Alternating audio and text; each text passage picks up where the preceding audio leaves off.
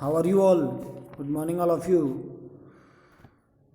Journey to the End of the Earth, written by Tisani Doshi, is going on. The story about totally the Antarctica.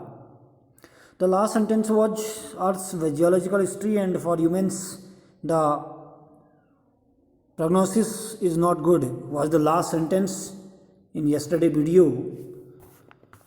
Today we will start from the human impact, यानी कि मानव पर क्या प्रभाव इसका होगा, Antarctica का क्या स्थिति है, उसके बारे में हम आज पढ़ेंगे। इसमें लिखा है कि human civilisation have been around for a paltry 12,000 years, barely a few second on the geological clock. यानी कि मानवीय सभ्यता लगभग 12,000 थोड़े से वर्षों से है, जो कि भौगोलिक घड़ी से के कुछ ही सेकंड, कहने का मतलब 12,000 वर्ष जियोलॉजिकल जो वॉच क्लॉक है उसकी तुलना में, अगर उसकी आपस में तुलना की जाए तो कुछ ही सेकंड, 12,000 वर्ष को कुछ ही सेकंड में उसको होता है geological clock. In that short amount of time, इस थोड़े से समय में हमने manage to create quite a ruckus etching our dominions over nature with our villages, towns, cities, mega cities. यानी कि इस थोड़े से समय में हमने एक बड़ी हलचल पैदा कर दी है हमारे महानगरों, शहरों और गांवों के साथ, प्रकृति पर भी अपना प्रभुत्व इंगित करते हुए। The rapid increase of human population has left us battling with other species for limited resources, and the unmitigated burning of fossil fuel has now created a blanket of carbon dioxide around the world।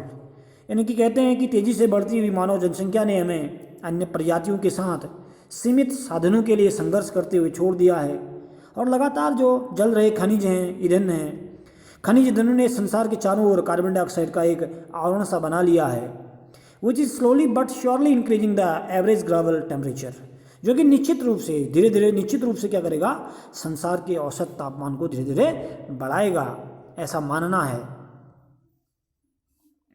Climate change is one of the most hotly contested environmental debates of our time.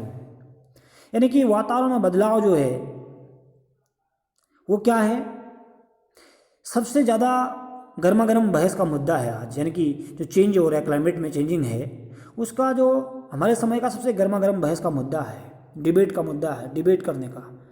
Will the West Antarctica ice sheet melt entirely, कहा गया कि क्या पश्चिमी Antarctica बर्फ की seat पूरी तरह से पिघल जाएगी।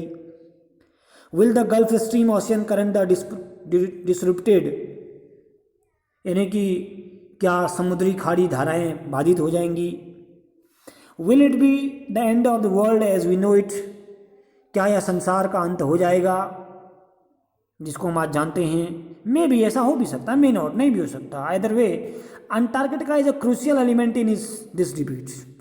कहते हैं कि इस बहस में अंटार्कटिका एक महत्वपूर्ण बिंदु है, नॉट जस्ट इसलिए केवल नहीं, it is the only place in the world, ऐसा स्थान है संसार में कि which has never sustained human population and therefore remains relatively pristine in this respect.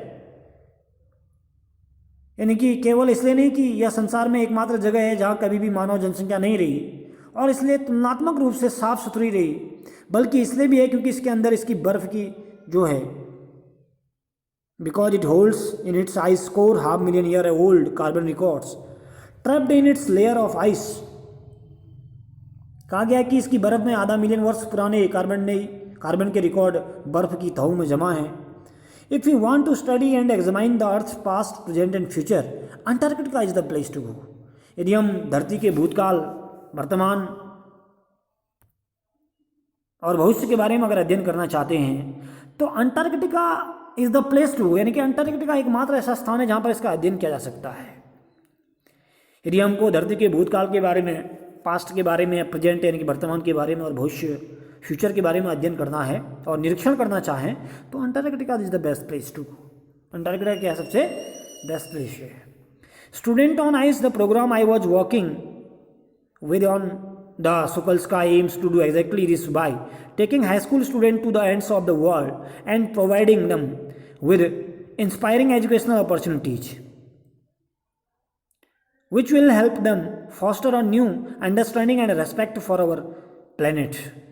कहा गया है कि स्टूडेंट ऑन आइस जो प्रोग्राम है, वो कार्यक्रम जिस पर मैं सोकल स्काई पर काम कर रहा था, कहते हैं नरेटर, उसका यही उद्देश्य है, हाई स्कूल के बच्चों को संसार के इस छोर पर ले जाकर देने वाले शिक्षा के अवसर प्रदान करें, जो उनकी हमारे ग्रह के लिए नई समझ विकसित करने और इसके लिए सम्मान विकसित करने में सहायता करेगा। It is been in operation for 6 year now. यह जो 6 वर्षों से चल रहा अभियान है, 6 साल इसको हो गए हैं, headed by Canadian Geoff Green who got tired of carting celebrities and retired. कहते हैं कि rich curiosity seeker who could only give back in a limited way. कहने का मतलब है कि यह अभियान 6 वर्षों से अभियान चल रहा है, जिसके मुखिया कनाडा के जॉफ ग्रीन हैं, जो बड़ी हस्तियों और सेवानिवृत्त लोगों को, अमीरों को, उत्सुक लोगों को वहाँ ले जाकर थक चुके हैं अब, जिन्होंने बदले में बहुत कुछ सीमित वापस दिया, यानी कि फीडबैक बहुत कम दिया उन लोगों ने जो वहाँ गए।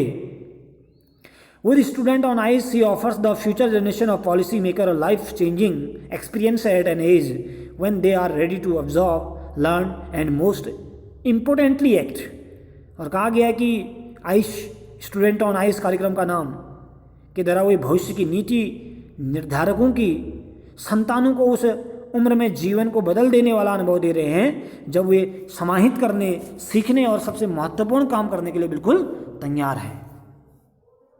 यानी कि इम्पोर्टेंटली एक्ट करेंगे कौन? स्टूडेंट्स इसमें, ऐसा माना गया है।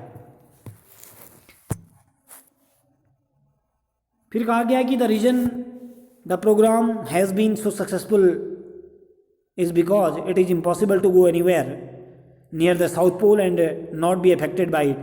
कार्यक्रम इतना सफल रहा कि इसका कारण यह है कि दक्षिण ध्रुव के पास बिना इससे प्रभावित हुए जाना असंभव है साउथ पोल पर। It is easy to be blaze about polar ice caps melting while sitting in the comfort zone of our respective latitude and longitudes।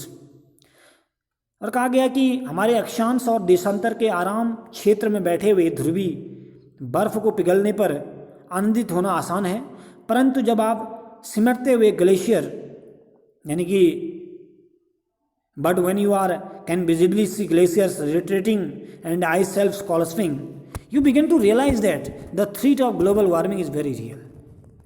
कहा गया कि परंतु जब आप सिमटते हुए ग्लेशियर और बर्फ के भागों को गिरता हुआ देखते हैं तो आपको यह एहसास होना प्रारंभ हो जाएगा कि जो वैश्विक तापमान है उसकी समस्या बहुत वास्तविक है, रियल है। ऐसा अनुभव तब होगा आपको जब कब ग्लेशियर और बर्फ़ जो आपको गिरते हुए दिखेंगे, तो आपको लगेगा कि जो ग्लोबल वार्मिंग की प्रॉब्लम है, यानी कि जो वैश्विक तापमान की जो प्रॉब्लम है वो समस्या बिल्कुल वास्तविक है, रियल है। ऐसा अनुभव तब होगा, कहा गया है।